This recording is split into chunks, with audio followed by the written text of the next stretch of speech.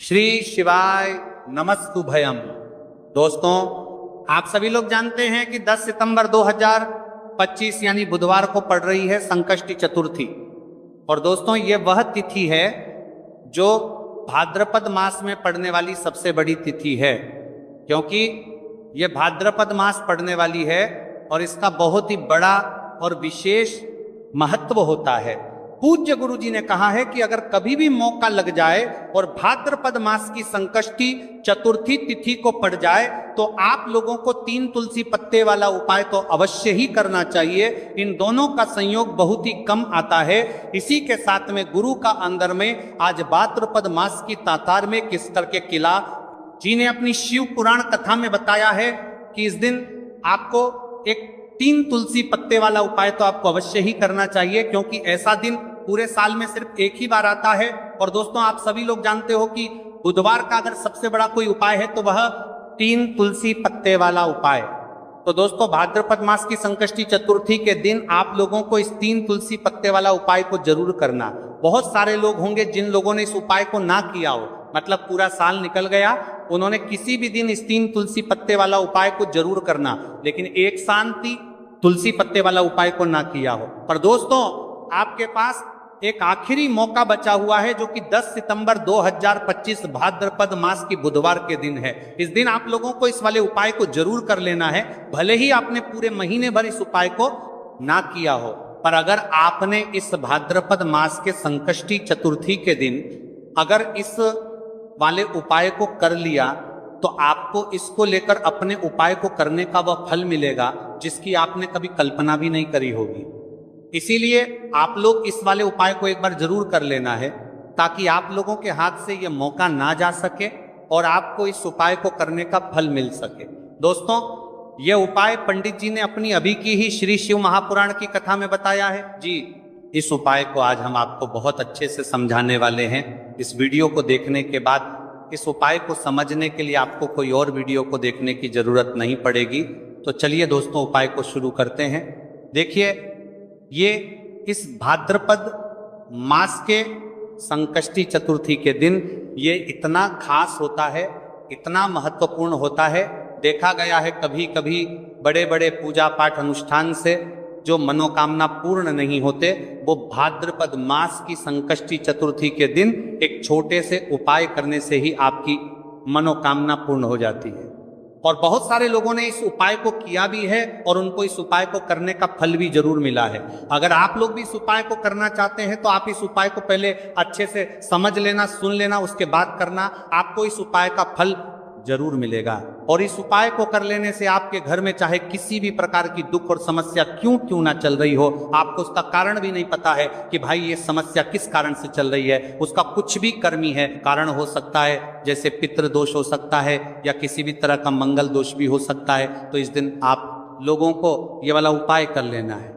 ये एक ऐसा उपाय है जिस उपाय को अगर किसी विशेष दिन पर किया जाए तो भाई उस विशेष दिन का जो है वो तो हमें मिलता ही मिलता है। हाँ, पर हमने उस दिन पर इस उपाय को किया है तो हमें उससे भी बड़ा फल मिलता है, और फल बहुत जल्दी मिलता है, क्योंकि आप इस उपाय को बहुत ही बड़े और विशेष दिन पर कर रहे हो। तो चलिए अब उपाय के बारे में बात करते हैं, लेकिन उससे पहले आप लोगों को यह जानना आवश्यक है कि आखिर यह उपाय किस समय ये करना है, किसको करना है और कैसे करना है। तो चलिए हम आगे आपको वीडियो में एक एक करके बता देते हैं। लेकिन उससे पहले अगर आप लोग हमारे चैनल पर पहली बार आए हैं या फिर मेरी आवाज आज पहली बार सुन रहे हैं तो हमारे चैनल को सब्सक्राइब जरूर करता है। लेकिन कैसा आपका लेना और इससे पीएम जल रहे हैं, आपने पहली पर वीडियो को लाइक करके कमेंट बॉक्स में श्री शिवाय नमस्तुभय ओम नमः शिवाय जरूर टाइप कर देना। तो दोस्तों, इस 3 तुलसी पत्ते वाला उपाय को हमें इस भाद्रपद मास की संकष्टी चतुर्थी के दिन कैसे करना है, किसको करना है, किस समय करना है और कहां पर करना है, ये सारे सवालों के जवाब आपको इस वीडियो में मिल जाएंगे। और जो ये वीडियो देखेगा भाई, उसको 3 तुलसी पत्ते वाला उपाय जरूर करना चाहिए, क्योंकि इस दिन तुलसी पत्ते का भी बहुत ही बड़ा और विशेष महत्व होता है। चाहे 3 तुलसी पत्ते वाला उपाय की तो या सोने पर सुहागा वाली बात हो जाती है, और यह एक बहुत ही बड़ा उपाय हो जाता है इस भाद्रपद मास की बुधवार का। तो अब दोस्तों इस 3 तुलसी पत्ते वाला उपाय को आखिर करना किसको है, सबसे पहले हम लोग वो बात जान लेते हैं। तो देखो, घर की जो बड़ी माताएं बहनें होती हैं, उन माताओं बहनों में से कोई भी एक बड़ी माता बहन इस वाले उपाय को कर सकती है। और दोस्तों, अगर आप चाहे तो अपने घर में से सभी सदस्यों को भी इस उपाय को करवा सकते हैं। अगर किसी व्यक्ति की खुद की कोई मनोकामना है, खुद की कोई दुख और परेशानी है जो कि वह अपने लिए ही करना चाहता है, इस वाले उपाय को तो वह खुद अपने लिए भी कर सकता है। बाकी अगर कोई घर में से ऐसा है जो कि अपने पूरे घर परिवार की सुख और शांति के लिए यह वाला उपाय करना चाहता है, तो भाई वह भी कर परिवार की सुख और कर पाए सकता है, उसमें भी कोई दिक्कत वाली बात नहीं है। कहने का मतलब यह है कि इस उपाय को हर एक सदस्य भी कर सकता है और पूरे घर परिवार के सदस्य के लिए घर की बड़ी माताओं बहनों में से कोई एक माता बहन भी कर सकती है।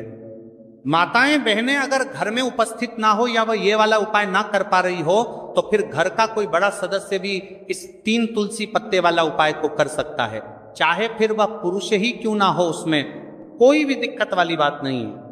उसके बाद में दोस्तों जो अगला प्रश्न निकल कर आता है वो ये आता है, इस उपाय को लेकर के आखिर इस उपाय को हमें किस समय करना है, सुबह के समय करना है कि शाम के समय करना है।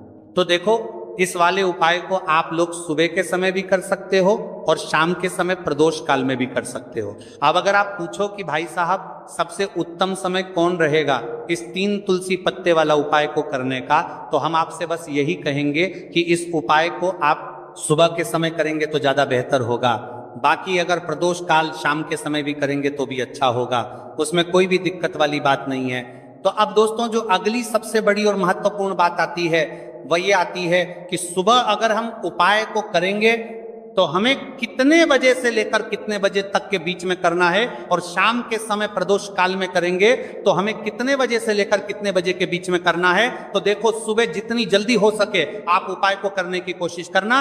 बाकी अगर किसी कारणवश लेट भी हो जाओ, थोड़ी देर भी हो जाए, तो 10 या 11:00 बजे तक भी आप उपाय कर लेना, और 12:00 बजे से ज्यादा देरी ना हो। ठीक है, इस बात का ध्यान रखना। उसके बाद में दोस्तों अगर शाम के समय प्रदोष काल की बात करें, प्रदोष काल का जो समय है होता है वह शाम के 6 बजे से शुरू हो जाता है। मतलब शाम के 6 बजे से लेकर 7 बजे के बीच का जो समय होता है, यह समय प्रदोष काल का समय होता है। तो आप इस उपाय को 7